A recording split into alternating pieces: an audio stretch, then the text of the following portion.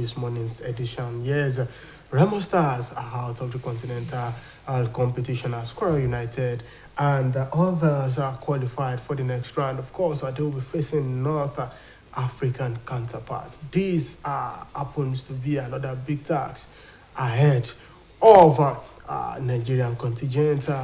Will they be able to make it to the group stage? Only time will tell in this encounter. Of course, Enyimba signed 3 players ahead of their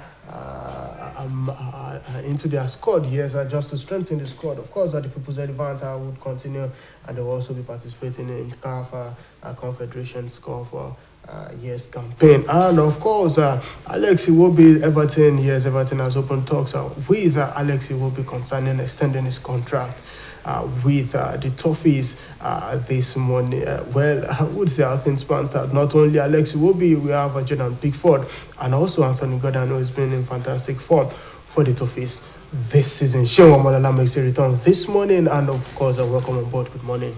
Yes, good morning. It's nice to be back on the show this morning to do what we love doing best. For Remo Stars, when they traveled to Morocco and picked a 1-0 draw, everybody thought, yes, that was a very good result for them, that they were going to finish the job here in Nigeria. But lo and behold, the North African side showed them that they own African football by defeating them on their own home turf at Ekene by a lone goal. Not too good for Remo Stars. You know, Quora United, they played at home in the first leg. Rivers also played at home in the first leg, and they both won at 3-0.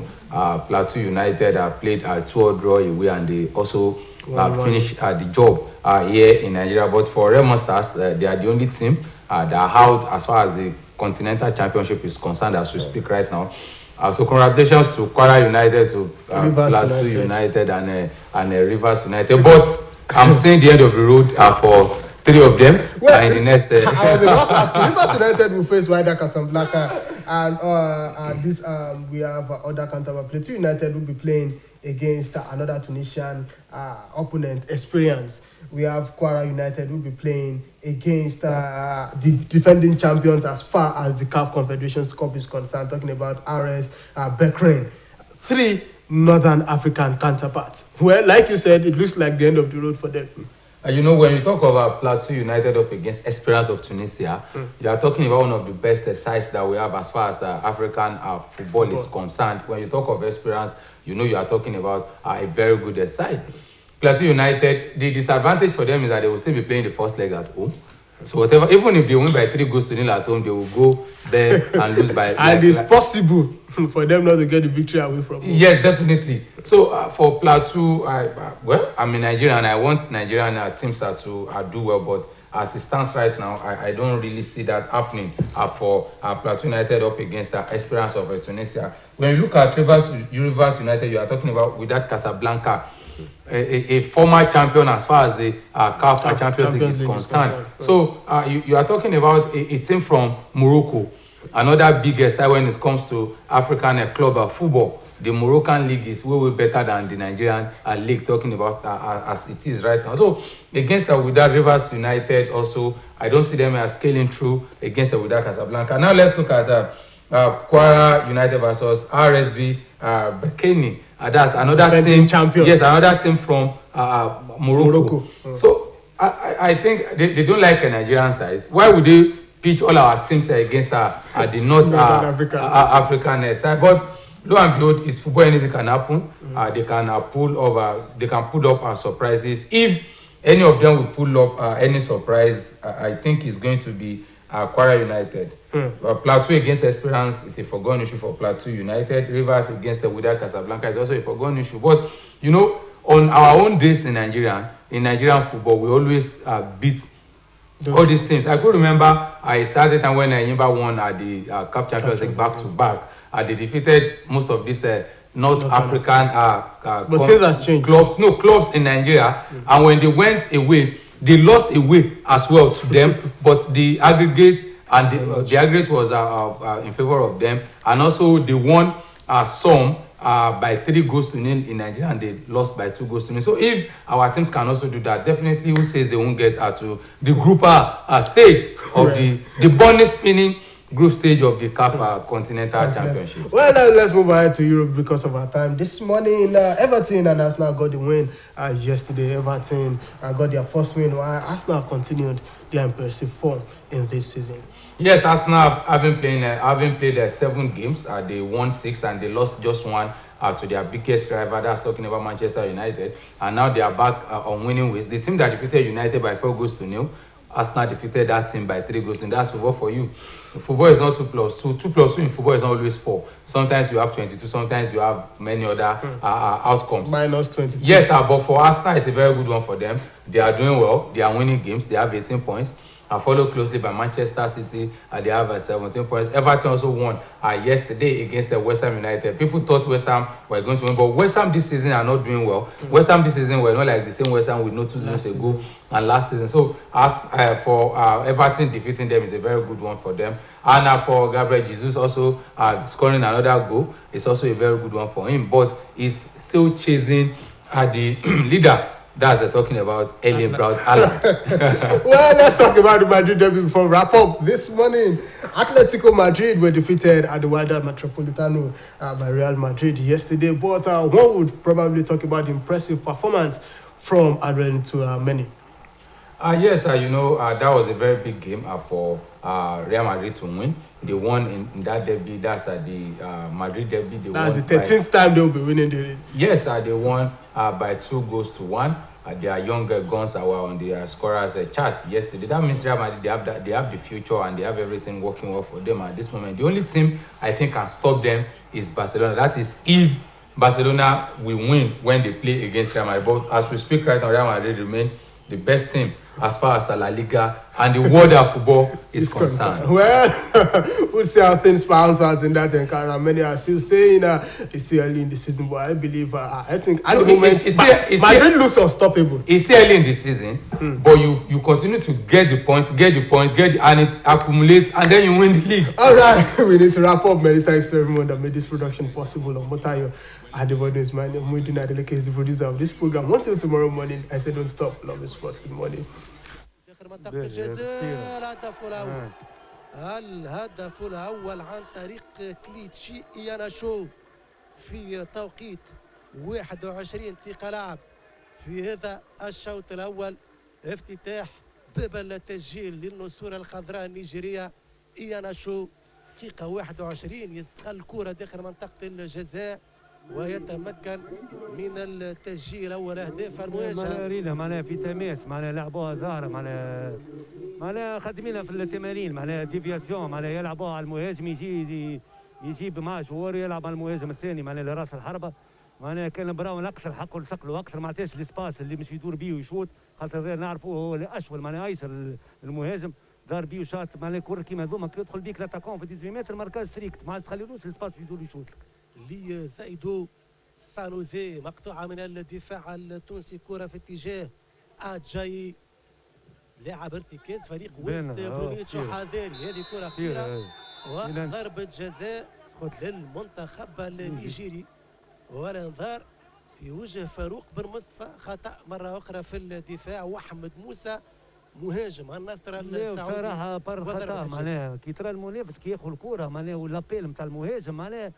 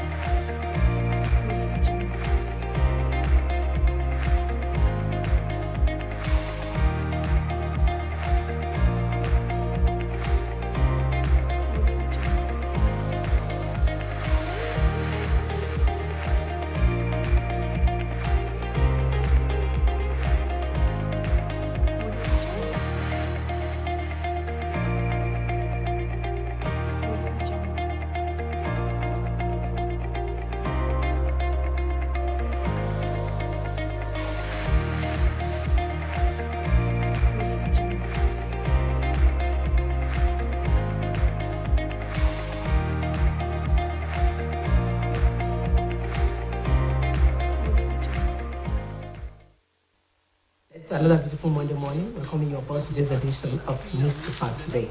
My name is Oluchi Amuda. Yes, I have with me the front pages of 5 the number of the national dailies in Nigeria. We will be taking a look at the stories that we're lucky enough to be at the front pages. Yes, and I'm starting with the Point newspaper this morning. And the Point is leading with this story. No governor signed warrants of condemned criminals in last 10 years. Investigation and has the following writers: Nigerian prisons filled 300 to 400% beyond capacity. Officials: 9 of the 3,800 death row inmates executed since 1999.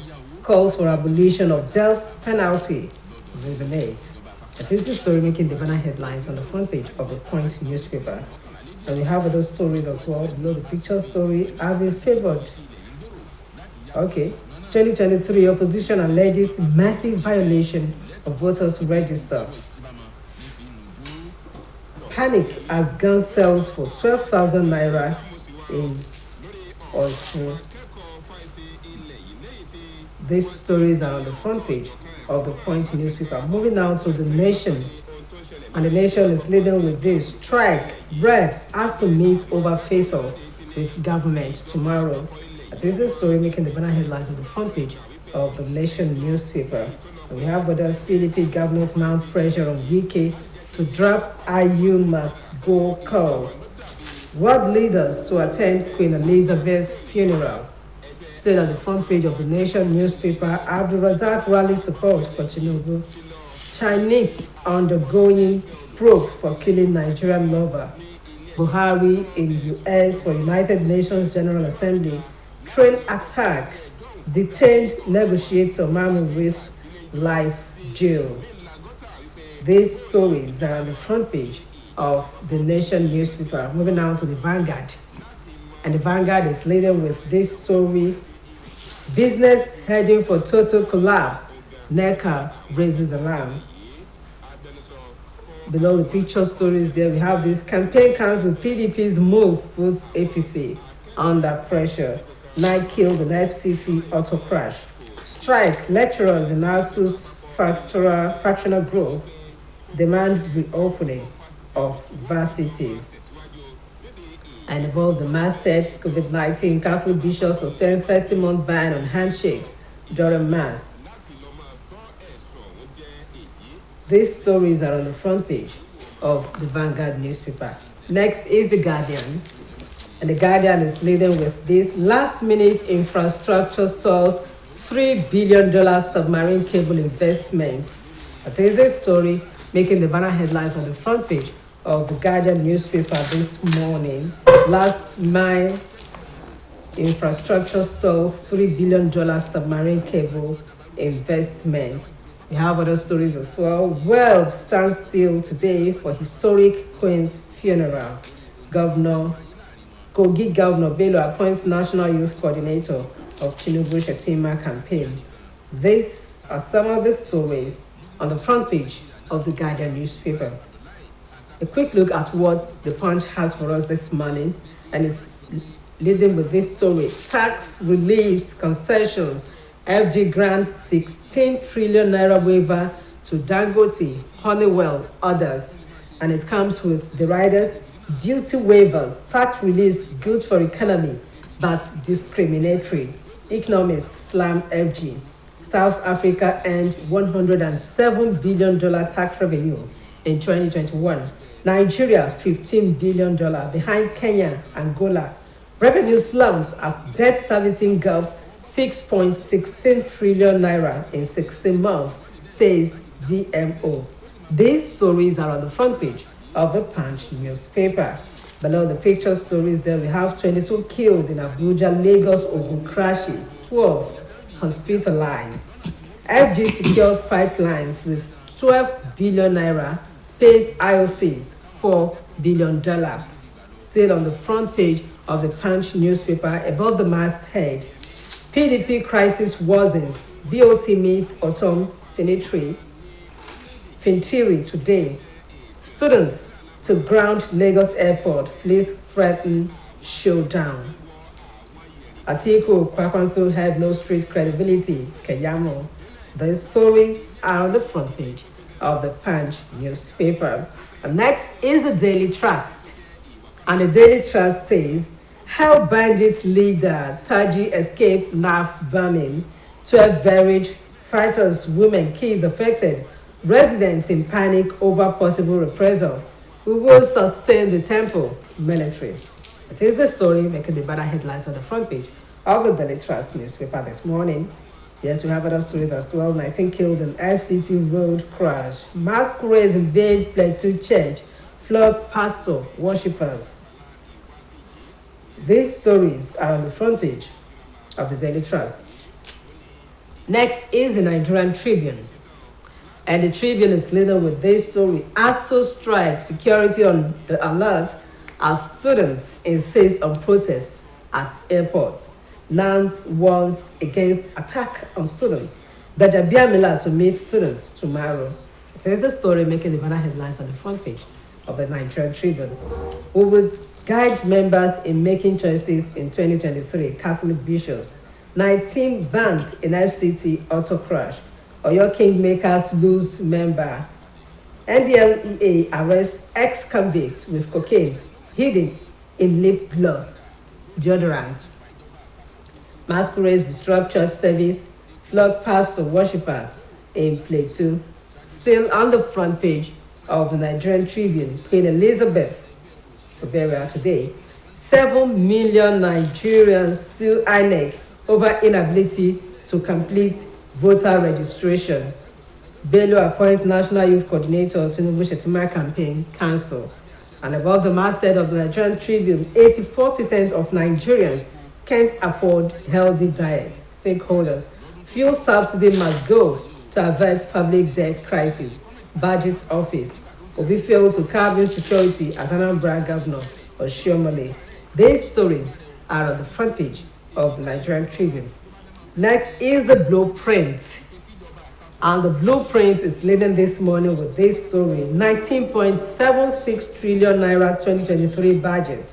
Finance Act amendments way out of 11.03 trillion naira deficit. Senate. And it comes with the riders Tuesday's resumption on Saturn over renovation work. Sani Musa. NLC rejects 100% importation of PMS subsidy removal. Insists local refineries must work. It is the story making the banner headlines on the front page of the blueprint. And we have other stories as well. Police nab 8 suspected bandits, ammunition suppliers in Zamfara. And below the picture story, ECOWAS, Nigeria, Morocco signed MOU for gas pipeline project. Nigeria hosts Global Investment Forum in New York. Increasing cocoa exports can earn Nigeria $3 billion yearly. And hunters arrest man with female head intestine in Osun. These stories are on the front page of the blueprint. And Queen Elizabeth II's burial, she buried 499 leaders, 200 countries. Others pay last respect. And the Daily Sun is next. It's actually the last, but never the least. And it's leading with this story. APC under pressure over campaign cancel as Wike considers options. Ruling party's neck yet to ratify Tinubu's list. Aggrieved former presidential aspirants keep mum. It is the story making the banner headlines on the front page of the Daily Sun. We have other stories: presidency, north-south zoning against federal character. Wanyawe. Below the picture stories there, 2023 budget, 11.03 trillion deficit, rattles Senate. Lawmakers may tinker with tax, customs laws. Niger Delta stakeholders caution Buhari on failed plans to scrap amnesty program. Lassa fever, death toll hits 171 as NCDC confirms 8 new infections. Buhari, Okonjo-Iweala, Dangote, Gates, Zuckerberg to speak at Nigeria's Investment Forum in New York. APC campaign council names Yahaya Bello youth coordinator. These stories are on the front page of the Daily Sun. These are the stories we have for us this morning. Yes, I have my regular guest in the house who will be analyzing some of the stories for us this morning. Dr. Yinka, you're welcome to the program. Yes, fine morning. Thanks for having me. Yes. Let's start from the plan of students to actually take their protest to the airport. The Nigerian Tribune has that. It says, ASU strike, security on alert as students insist on protest at airports. What's the take on that, sir? You don't attempt to solve a problem by creating another one. Okay. Much as I want to resonate with the students, they have to do whatever humanly possible to get back to the campus, but not this way. The other time, they were barricading roads. People who will have sympathized with them have begun to change tune. That you cannot say because we are fighting for a right to stop our own right. Somebody could be in danger, that they are rushing to the hospital. That person will die there. Now, this issue of airport now, whether we like it, is going to embarrass the nation. What I'm saying in essence is that much as they have a right to do whatever they can, but they should not do so in a way that people who should have sympathized with them will now begin to leave their cause. The police have said nothing like that will happen, that people should go about their normal thing they want to do. That means they have pre-announced it. The military and the police will wait for them. God forbid, if there are casualties, whom are we going to blame? Get my point. I have a child at home now. I'm not happy that my child is at home. Whatever is possible, I want her to resume. But not this way. It's two wrongs do not make it right. You remember ENSA started this way. It may not be their intendment, but some people can take it over. And before you know it, even the election forthcoming may not happen simply because federal government is not doing what they are supposed to do. I am blaming federal government for the cause of this, but they should not go about it the wrong way. That's my point. Okay, now when you talk, you said something about those that ordinarily have been sympathizing with them. Yes. You know, and now since they have been sympathizing, their sympathy, do you think it has actually made any positive thing? Because the strike is still on. Look, if I promise to beat you and I've not beaten you, the fear that I will beat you will make you sit up. But once I start beating you, then you have done your worst. That's the point I'm trying to say. These are things they will have used to make federal government to sit up. But once they do it, I don't know if you are getting it. Once they do it, then okay, if you want to go there, then let's go about. So their intendment to go back to school will not be shifted forward the more. So I am saying that they should engage. Bajabi Amila said he's calling on the ASU people now to discuss with them on way forward. They said they like that. But why do you go this way? Why don't you wait for the outcome of interventions? Don't it's not the right thing to do. Students might be feeling that ASU and federal government are not really doing enough, that they are prolonging the strike unnecessarily. It is the students that are protesting now, not ASU, not federal government. ASU are the instigators. Have you not read? ASU are hailing them. Now go ahead and show them. So what are we talking about? ASU is hailing them. They said they were happy that students are taking their plight into their hands. I'm not saying what they are doing is not right. Don't misunderstand. But it may go outside what they wanted to do. I am telling you now, some people said this election will not take place. I don't know if you have heard that. They are insisting that it wouldn't take place. They can use this as an avenue. By the time they kill one or two students, the whole thing will escalate, and before you know it, it will continue. Elections are close by. Why can't they wait for perhaps to be discussing until the next election comes? All right. The Nigerian Tribune, still on the front page of the Nigerian Tribune. 84% of Nigerians can't afford healthy diets. Stakeholders, 84%. That's coming under food insecurity. And we have been talking about, in fact, it is called food-related inflation. Because when supply drops, prices will go up. People will not be able to afford. That's what has led to that now. They are killing farmers. And thank God for the military. I'm sure you have heard that the trajectory has changed now. The way they are decimating these insurgents. Wow, it's serious. The Tucano, we are beginning to use them.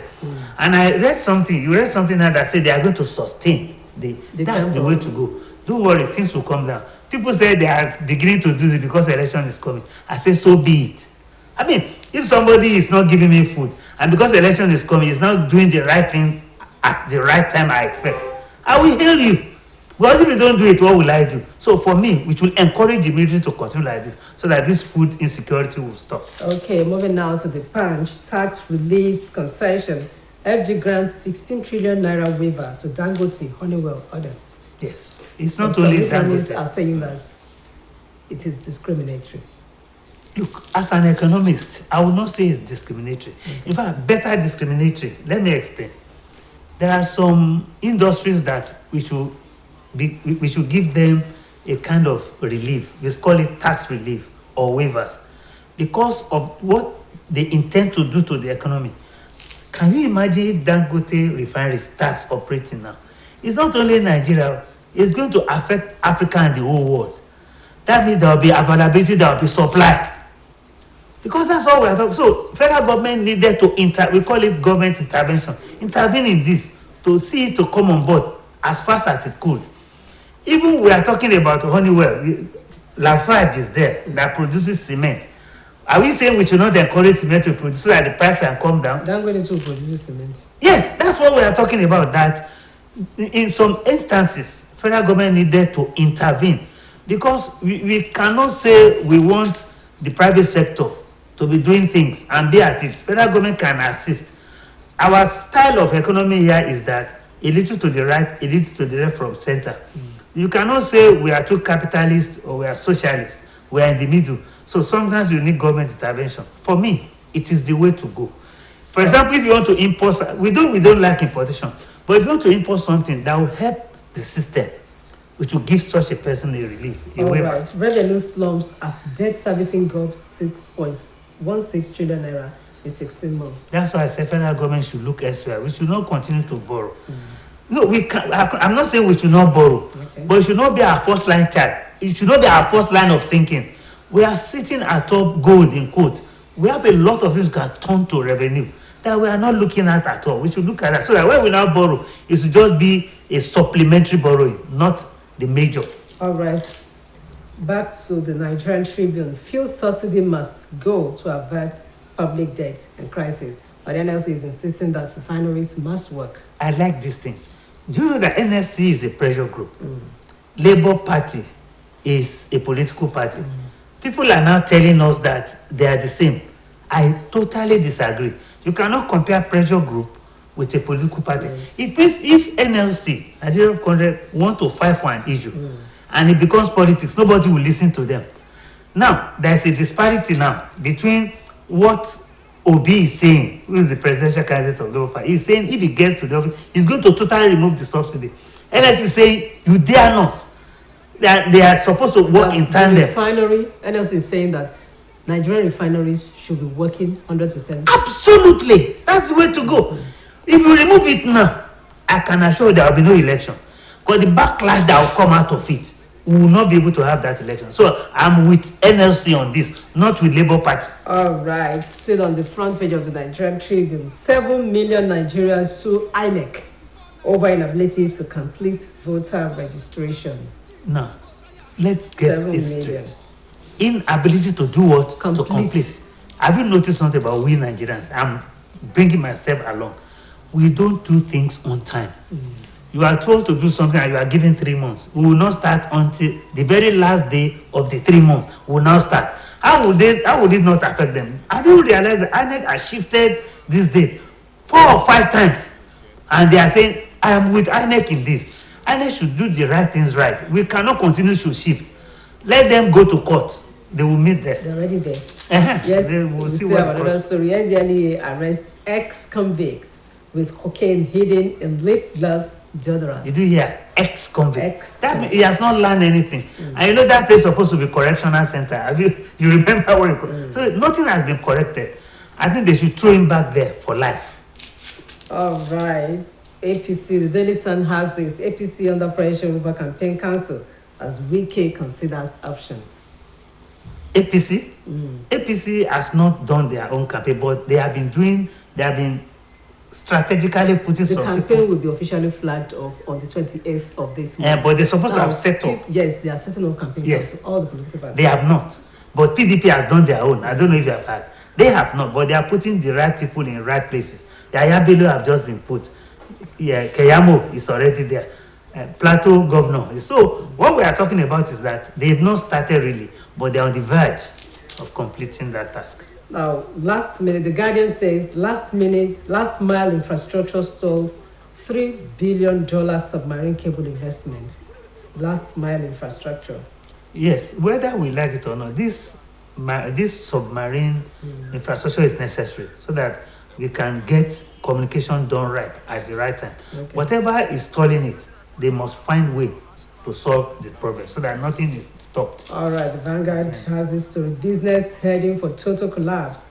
NECA raises alarm, says over 50 taxes weighing businesses down. Warns against further borrowing, calls for a harmonized tax system.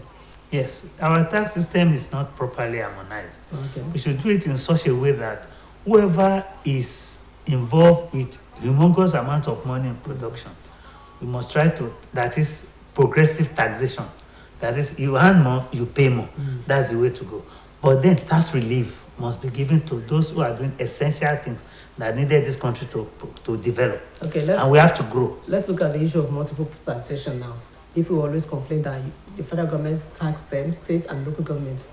How it should be looked into. Okay. Multiple taxation is not right. You should look into it. All right, still talking about business. Stock market's new rule threatens investors' $1 trillion fund. The stock market is capital market where investors come to play. Okay. And it is expected that it's supposed to be bullish, although it's not sacrosanct. Sometimes it's bearish. But I am saying that stock market, whoever is coming to play there, players there should notice something.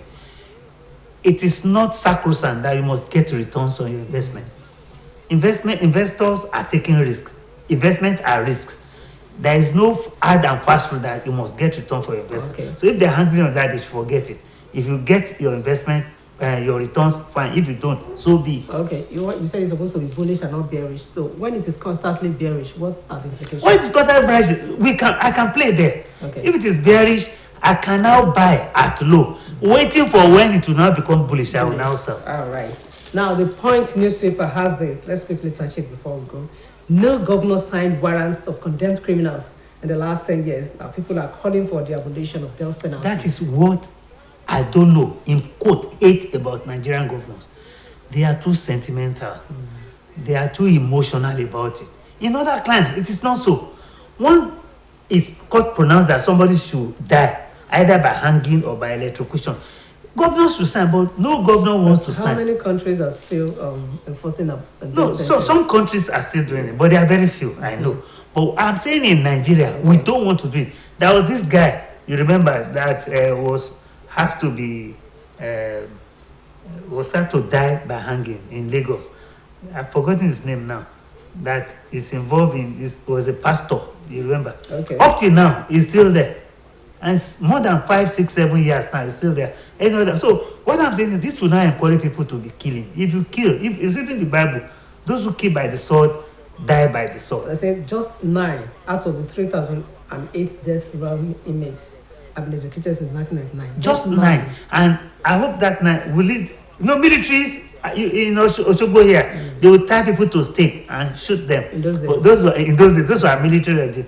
I am saying our civilian regime, the governors, are afraid to sign. I don't know why. So would you now support the call for the abolition of death penalty? Not absolutely.